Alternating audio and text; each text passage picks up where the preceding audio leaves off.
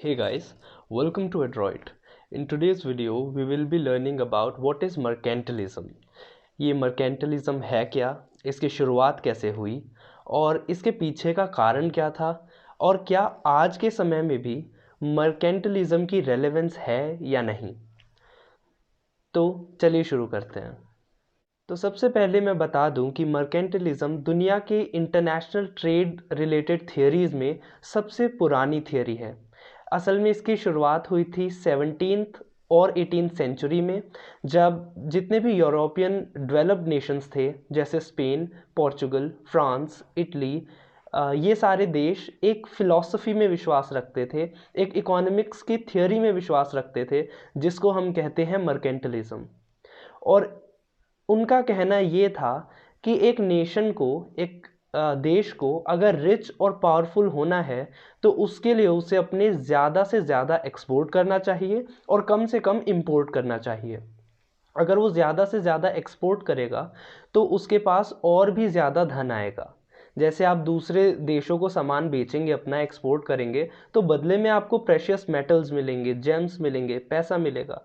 Mercantilist जो हमारे philosophers थे उनका कहना ये था कि एक देश को ज़्यादा से ज़्यादा एक्सपोर्ट करना चाहिए और अपने इंपोर्ट्स को रेस्ट्रिक्ट करके रखना चाहिए।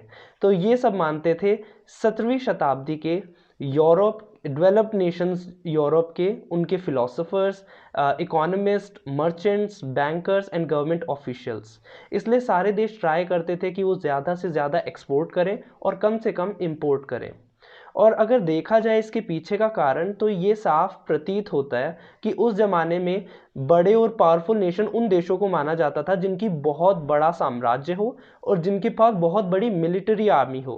तो अगर ज़्यादा से ज़्यादा देश के अंदर पैसा होगा तो उससे ज़्यादा से ज़्यादा बड़ी मिलिट्री आर्मी आप रख सकते हैं, जिससे आपका साम्राज्य और दूर तक आप फैला सकते हैं। तो इस वजह से मर्केंटलिस्ट इकोनॉमिक्स उन दिनों में चला करती थी। अब बात ये आती है कि आज इसका रेलेवेंस क्या है। तो देखा जाए दोस्तों, तो आज भी कई देश ऐसे हैं जो कि मर्केंटलिस्ट इकोनॉमिक्स के अंदर विश्वास रखते हैं। आपने देखा होगा कई लोग अपने इंपोर्ट्स को रेस्ट्रिक्ट करने के लिए बैरियर्स लगा देते हैं, जैसे tariff barriers and non tariff barriers. तो कई देश ऐसे हैं जो आज भी इस थियरी में विश्वास रखते हैं। हालांकि जो आने वाली थियरीज हैं उन्होंने इस थियरी को कम्प्लीटली डिस्कार्ड कर दिया। मर्केंटलिज्म की अगर हम थियरी को एनालाइज करते हैं तो हमें दो बातें और पता लगती है। कि पहली बात, कि दुनिया के अंदर जितना भी गोल्ड, सिल्वर और मेटल और पैसा है वो लिमिटेड था उस समय में। इस वजह से क्या होगा कि दुनिया के सारे देश अमीर नहीं हो सकते, कुछ अमीर होंगे तो कुछ को गरीब होना ही पड़ेगा। दूसरी बात ये कि अगर एक देश के एक्सपोर्ट ज़्यादा हैं तो दूसरे देश के एक्सपोर्ट ज़्यादा नहीं हो सकते। अगर मान लेते हैं हमारे पास दो देश हैं, एक ज़्यादा एक्सपोर्ट कर रहा है और दूसरा ज़्यादा इंपोर्ट कर रहा है, तो मतलब मर्केंटलिज्म के हिसाब से दोनों देश फ़ायदे में नहीं रह सकते। एक का एक्सपोर्ट ज़्यादा होगा तो दूसरे का इंपोर्ट ज़्यादा होगा।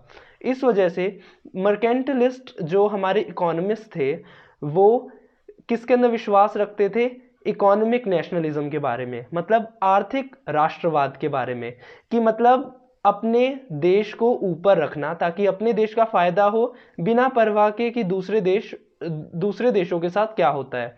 तो ये थी सबसे बड़ा जो है फीचर मर्केंटलिज्म का।